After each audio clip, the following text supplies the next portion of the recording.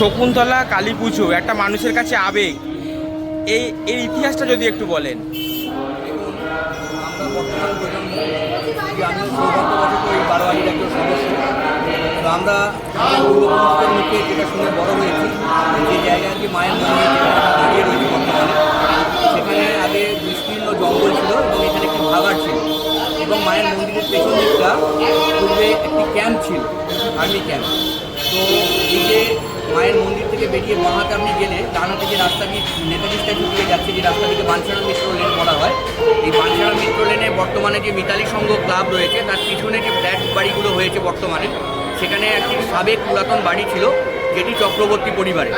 সেই পরিবারের একজন পূর্বপুরুষ শ্রদ্ধেয় স্বর্গীয় ইন্দ্রনাথ চক্রবর্তী, তিনি পেশায় একজন পূজারী ছিলেন।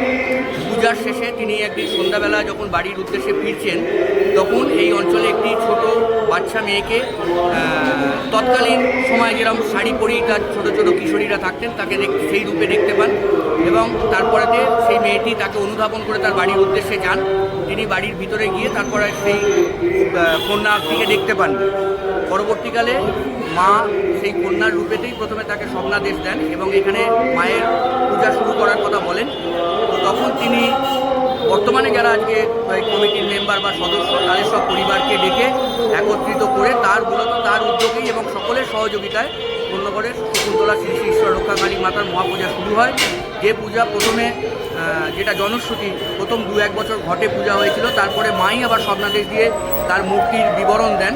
তারপর সেই মূর্তির পূজা হয় এবং আস্তে আস্তে বহু মানুষ তাদের মনস্কামনা পূর্ণ হওয়াতে আস্তে আস্তে মানুষের এবং ভক্তদের মায়ের প্রতি দান এবং মায়ের প্রতি বিশ্বাসে আজকে পূজা শুধু কোন্নগর নয়, কোন্নগরের সীমা ছাড়িয়ে, হুগলি জেলার সীমা ছাড়িয়ে পশ্চিমবাংলার একটা অত্যন্ত গুরুত্বপূর্ণ পূজা এবং সারা পশ্চিমবাংলার, কেন পশ্চিমবাংলার বাইরে থেকেও আমরা দেখেছি, আপনারা পুজোর দিন এলে জানতে পারবেন, বিহার, ঝাড়খণ্ড, উত্তরপ্রদেশ, উড়িষ্যা, এমনকি আসাম, ত্রিপুরা থেকেও বহু মানুষ এই পূজার দিনটির জন্য অপেক্ষা করে থাকেন। তারা আসেন এবং মায়ের যে মহিমা, আমরা প্রত্যেকেই কোন্নগরবাসী বিশ্বাস করি যে মায়ের কাছে যদি মন থেকে, যদি মায়ের কাছে আকুলভাবে কিছু চাওয়া যায়, মা কোনো ভক্তকে ফেরান।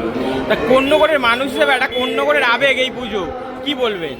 দেখুন, বাঙালিদের মূল উৎসব দুর্গাপূজা, এ বিষয়ে কোনো সন্দেহ নেই এবং বর্তমানে থিমের যুগে কোন্নগরের দুর্গাপূজা একটা বড় আকার ধারণ করেছে।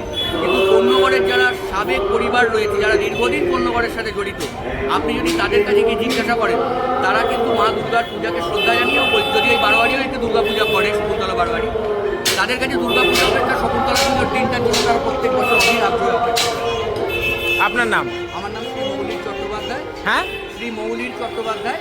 আমি কোন্নগরেরই বাসিন্দা এবং আমি অত্যন্ত সৌভাগ্যবান এবং মায়ের কাছে প্রার্থনা করি যে মা সদস্য হিসেবে এই মন্দিরে অত্যন্ত ছোটো বয়স থেকে আমাকে বিভিন্ন কাজে দায়িত্বভার দেওয়ার জন্য।